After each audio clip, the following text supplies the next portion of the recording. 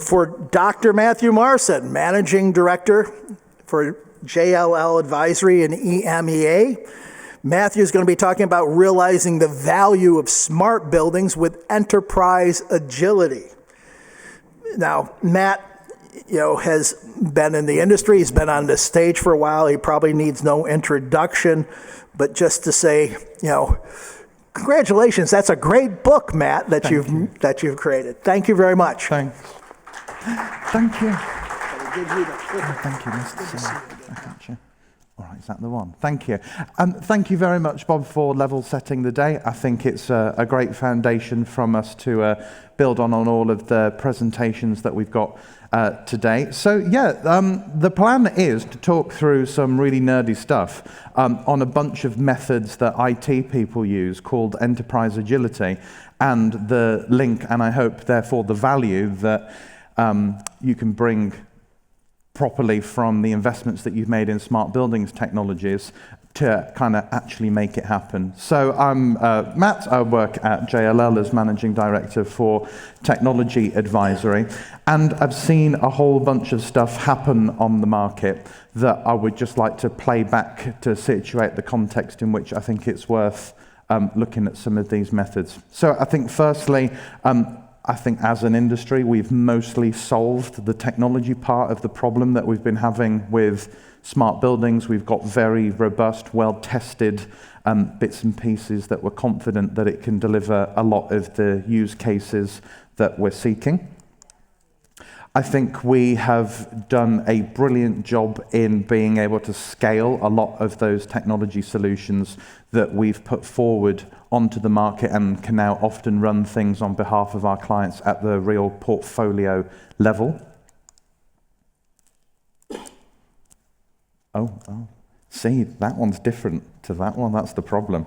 The third one is that we've now got a very kind of common set of expectations that we have as an industry about what a client kind of expects to put into a building. Like, we know that we probably want some lift destination control. We know there's probably some kind of mobile access thingamabob. There's probably a mobile app that tells you things that are going on in the building, and it feels that we're fairly well centered and have a level of maturity on that that means we know what to expect these days from a smart building, and thank goodness we've stopped doing endless presentations on its definition. The fourth one would be that now that we're so level set on that, you can even buy a badge from an organization that will give you a lovely sticker that says you are in fact a smart building. And finally, I'm kind of starting to see in more and more cases from the level setting that we've had, in that when we have landed on what we think a smart building is, nobody then really knows what to do with it.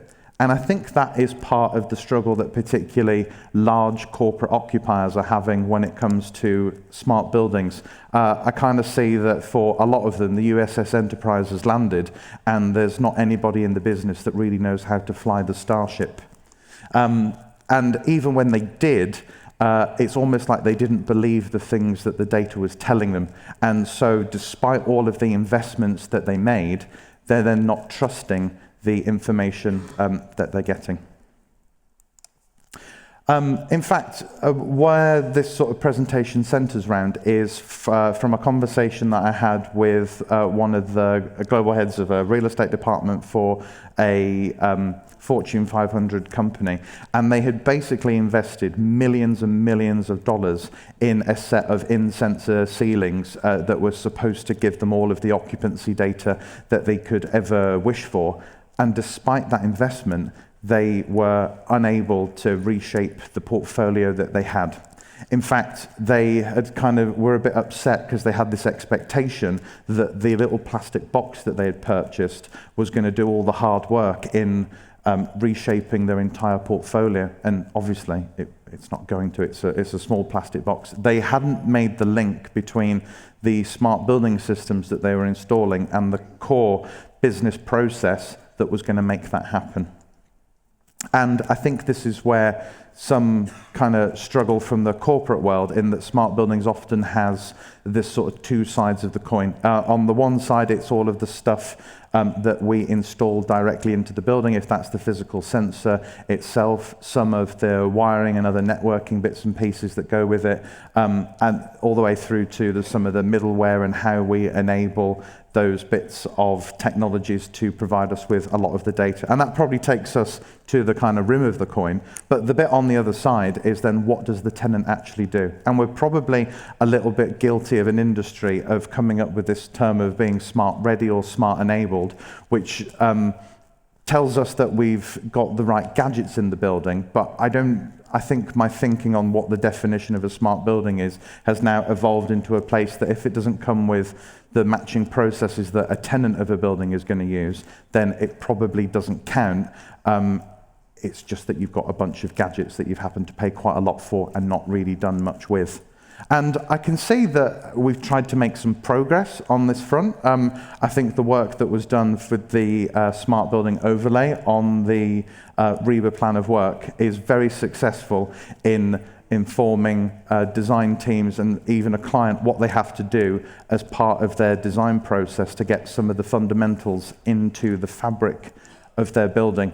And we typically see the plan of work looking at the normal sort of 0 to stage 7, and it's got some documentation in there about what level of detail or the sorts of things that you are going to specify at those different stages. But perhaps the problem is that the reality of a building is that stage 7 is the one that we should be most concerned about as smart buildings people.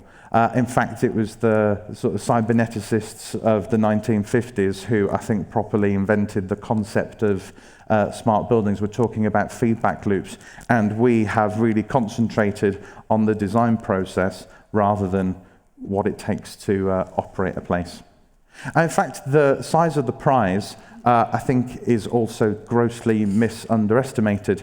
I think that we have trapped a whole bunch of value within those bits of kit that we've installed, that with the right answers and matching business processes, you can actually generate quite a lot of economic value to businesses all over the world.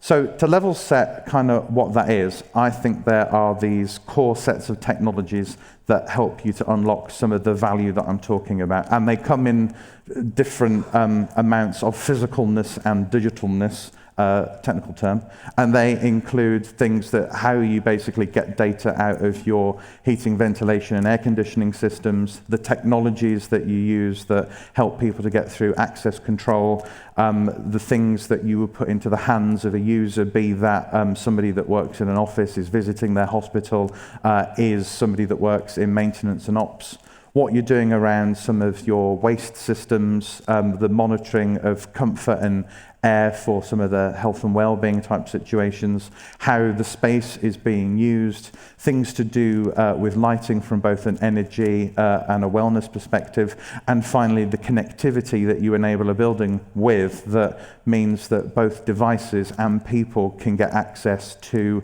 a conduit to communicate or to the right pieces of information at different times.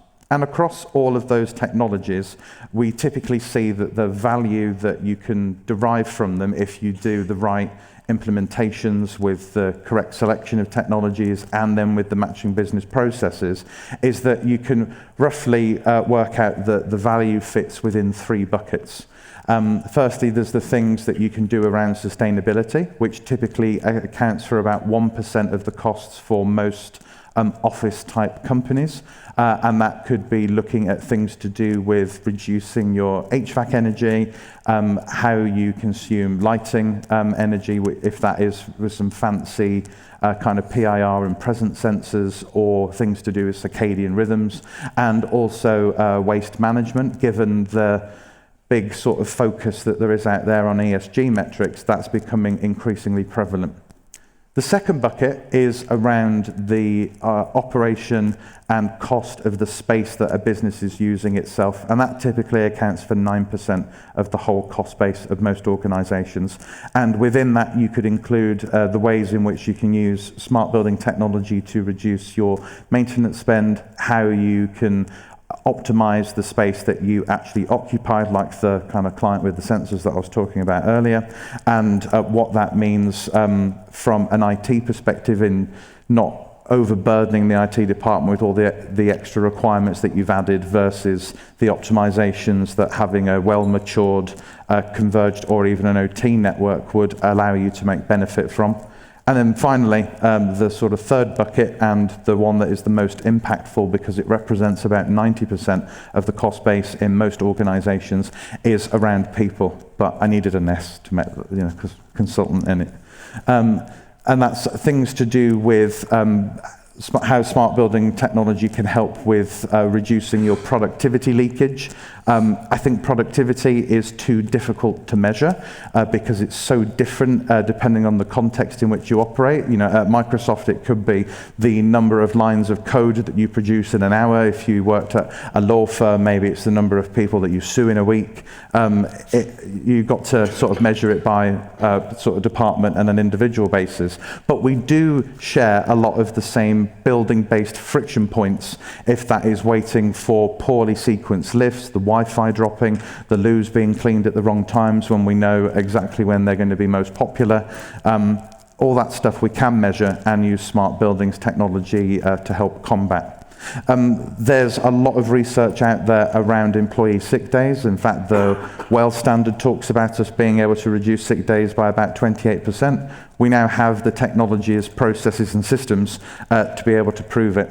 And finally, around employee retention. It's well documented in the literature just what impact a building and a workplace has towards the ability to keep somebody within a role. So those three things together, as you can see from some of the kind of predicted percentages on the right, can hold a real big significant kind of factor to the value that smart can bring to an org.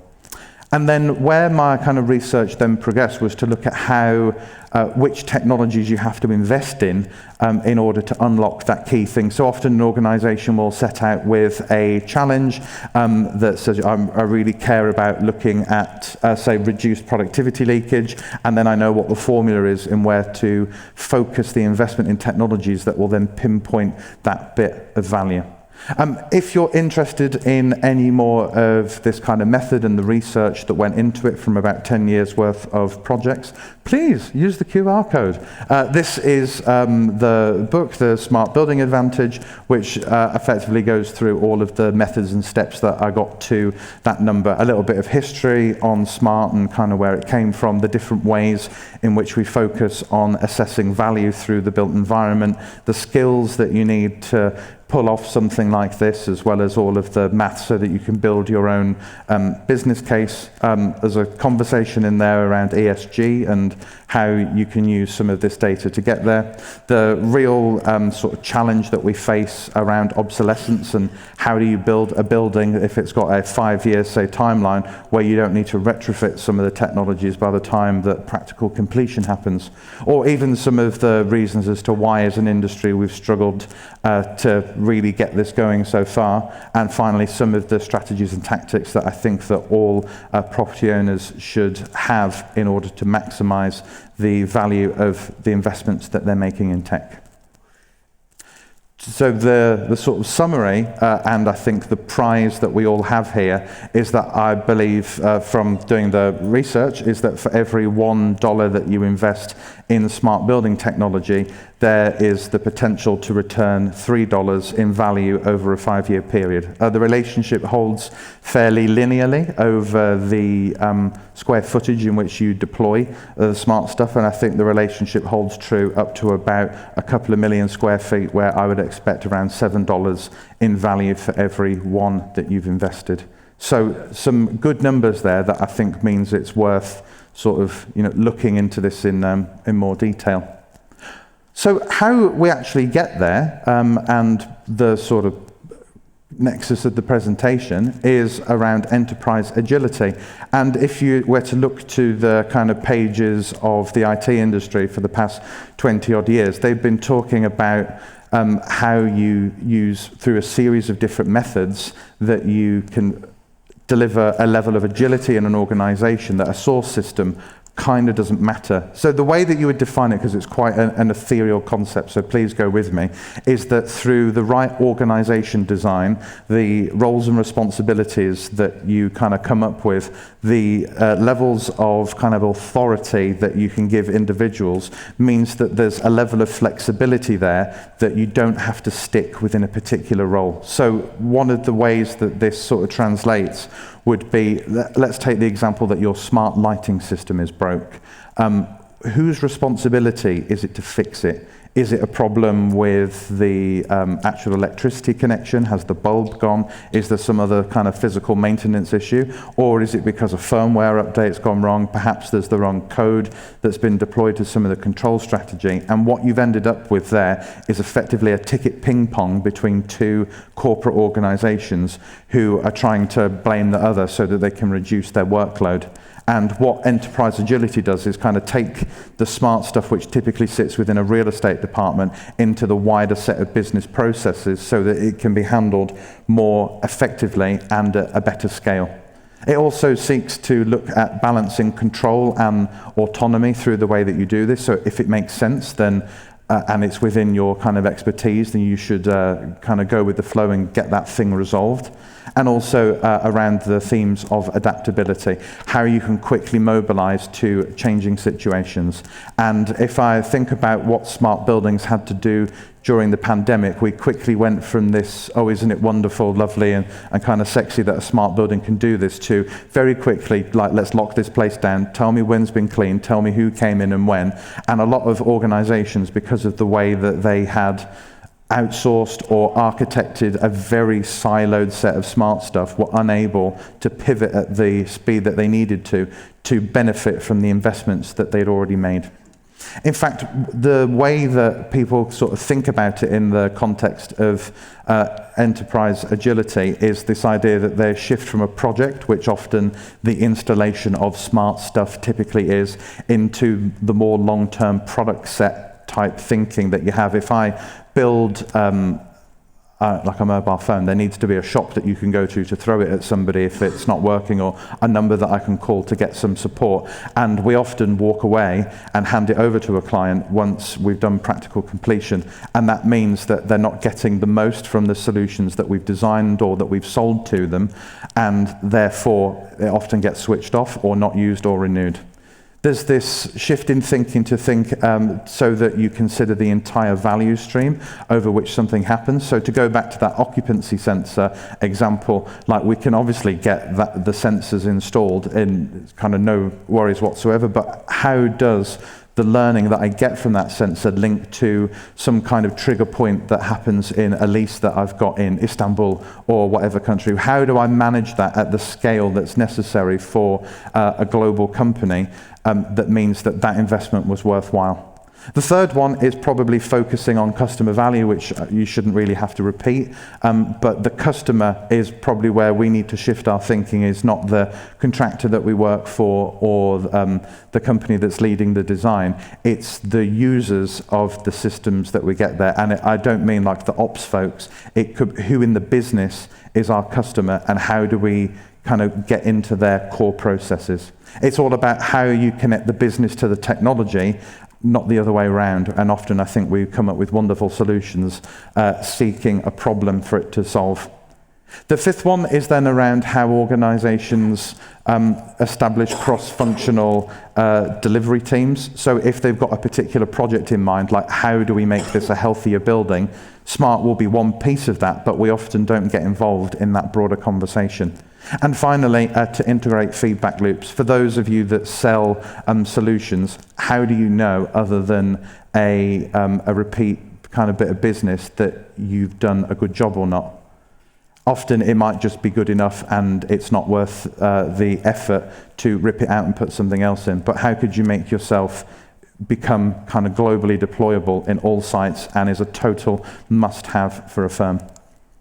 In fact, all sounds nice, great, lovely concepts. The fundamental crux of it, I think, comes down to how do you go from a vertical set of architectures that have got your infrastructure, your data, your service, and your channel into something that's more horizontal, where you can almost dart across this different map. And where we've started to really support organizations in thinking this through, I don't have the picture, that's useless, is through something called a business capability model, which is effectively a map of all of the capabilities that I would expect a firm to have, so that we can effectively highlight where a piece of smart building data would have some kind of impact on it and the resultant KPIs that go with it. So things to kind of focus on would be around being much broader than just the solution that you're thinking about, and really put yourselves in the driving seat of a company as if you were the chief something or other officer, and to really move to that product-centric thinking. All sounds great in practice. So some research that we've been conducting at JLL is to, and I'm sorry about the quality of the image, it will be available online, is to take the great work that was done in the RIBA plan of work, and the kind of bottom in the browny sandy colours is what should the organisation from an enterprise level be doing at that exact time as you're going through the design process, so that they're set up for success in that very elongated stage 7. You'll be able to get this next month in the Journal of Corporate Real Estate, and there'll be a bunch of matching guidance published by the CIBSE to think as a kind of enterprise agility sort of person later in the year. In fact, if you've liked any of the stuff that I've been going through today, you can get some on YouTube, or if you like my whinges, they're available at smartbuildingsmagazine.com. Otherwise, thank you for listening to the sermon. Goodbye.